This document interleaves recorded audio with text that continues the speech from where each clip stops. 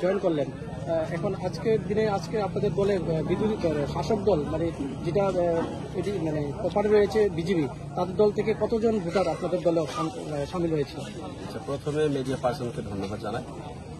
আজকে আমাদের গামাকু বাজারে জয়নিং প্রোগ্রাম হয়।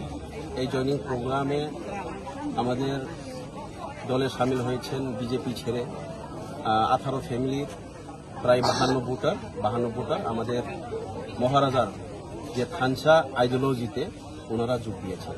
তো ওনাদেরকে আমরা স্বাগতম জানাই, মনে প্রাণে আমরা অ্যাকসেপ্ট করে নিয়েছি। কারণ সবাই জানে যে ত্রিপুরা রাজ্যে নয়, ভারতবর্ষে যেভাবে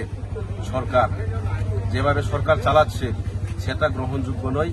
কারণ আমরা এখন মণিপুরের ঘটনা দেখছি, মণিপুরে 3 মাস অতিক্রান্ত হয়ে গেছে, ওখানে এখন পর্যন্ত কোনো কেন্দ্রীয় সরকারের তরফ থেকে কোনো ভূমিকা নেওয়া হয়নি। অথচ 2 জনের খোলা ময়দানে রেপ করা হয়েছে, রাস্তায় নামিয়ে সবার সামনে অপমান দেওয়া হয়েছে।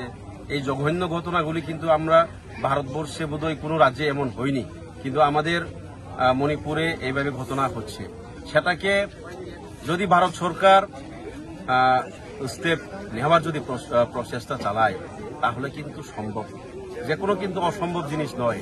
কারণ ভারত সরকারের হাতে হোম পাওয়ার আছে।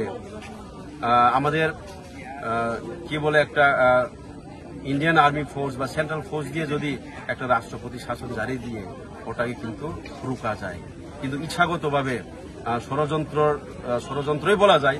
কারণ এখন অবধি এখানে থেমে নাই। তো আমরা সরকারের প্রতিও ধিক্কার জানাই।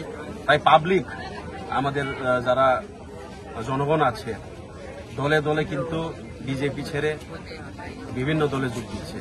সেই উদাহরণস্বরূপ আজকের আমাদের এই সবাই কিন্তু আমাদের এই গামাকু বাজারে কিন্তু আবার বিজেপি ছেড়ে 18 ফ্যামিলির 52 ভোটার কিন্তু আমাদের মহারাজার খানসায় কিন্তু সামিল হয়েছে, সেটাই প্রমাণ।